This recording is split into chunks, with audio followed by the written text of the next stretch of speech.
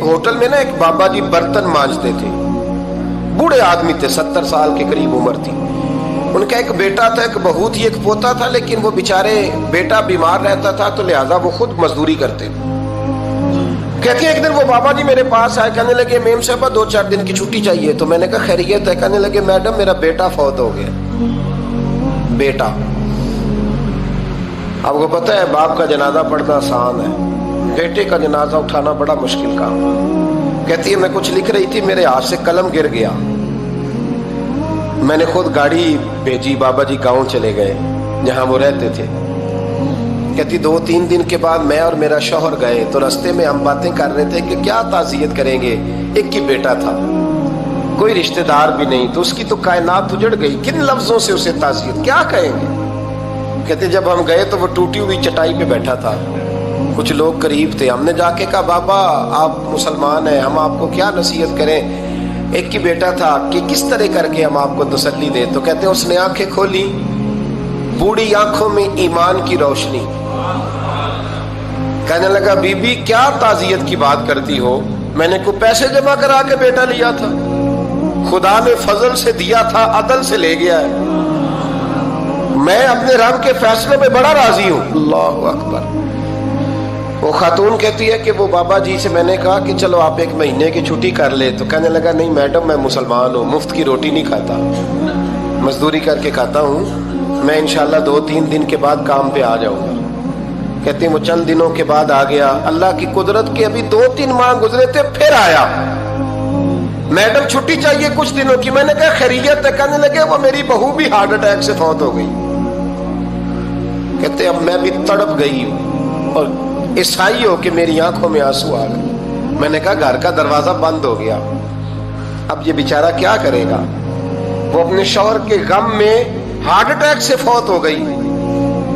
कहते हम फिर 2-3 दिन के बाद ताज़ियत के लिए गए, फिर टूटी हुई चटाई, बूढ़ा ना अपनी उंगलियों से जमीन पर कुछ बना रहा है। कहते करीब गई और मैंने जाके कहा बाबा अब तो तसल्ली आपने खुद ही करनी है, जो निजाम था वो तो हो गया। तो कहते हैं फिर उसने आंखें खोली, आसमान की तरफ देखा तो कहने लगा बेटी कोई परेशानी नहीं, मेरा बेटा बगैर शादी के भी तो फौत हो ही सकता था ना, बस मेरे मालिक ने जब चाहा जैसे चाह हुआ, मैं इंशाल्लाह 2-4 दिन के बाद काम पे आऊंगा। ये मेरा 3-4-5 साल का पोता है, अभी स्कूल दाखिल हुआ है, मैं साथ ले आऊंगा, वहां मेरे साथ ऊपर क्वार्टर में जहां मैं रहता हूँ ये भी रहेगा। कभी कभी मैं देखती छत पे खड़े होके कि दादा घोड़ा बना हुआ है और पोता सवारी कर रहा है, वो सवेरे उठता उसको स्कूल छोड़ के आता, शाम को लेके आता, प्यार करता, मोहब्बत करता। 3री मंजिल पर हमने क्वार्टर दिया हुआ था, वहां दादा पोता रहते। अल्लाह तू बड़ा बेनियाज है। कहती है इकबाल एक दिन ना पोता ऊपर वाली मंजिल पे खेल रहा था, उसका पैर फिसला, वो गर्दन के बल जमीन पे गिरा, मुझे खबर हुई तो मैं दौड़ी, एम्बुलेंस मंगाई, खून से लिथड़े हुए उस बच्चे को दादे ने अपनी गोद में रखा।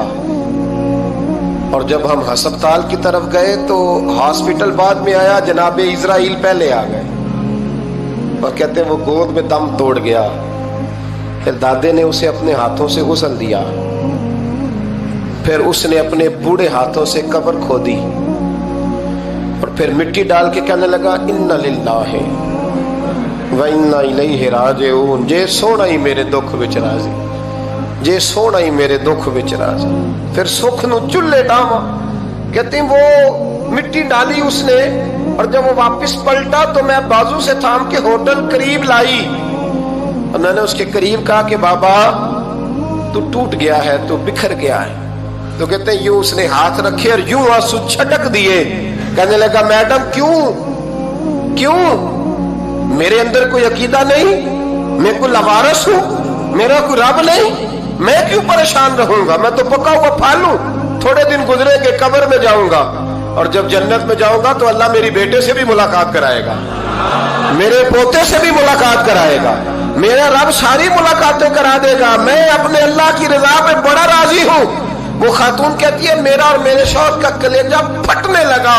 मैंने कहा बाबा ये जज्बा कहां से मिलता है, ये सुकून कहां से आता है, یہ کیفیت کیسے ملتی ہے؟ مجھے کہنے لگا تو نے لینی ہے؟ میں نے کہا تو کہنے لگا تو بھی گنبد خضرا والے نبی کا کلمہ پڑھ جا، اللہ تجھے سکون عطا کرے۔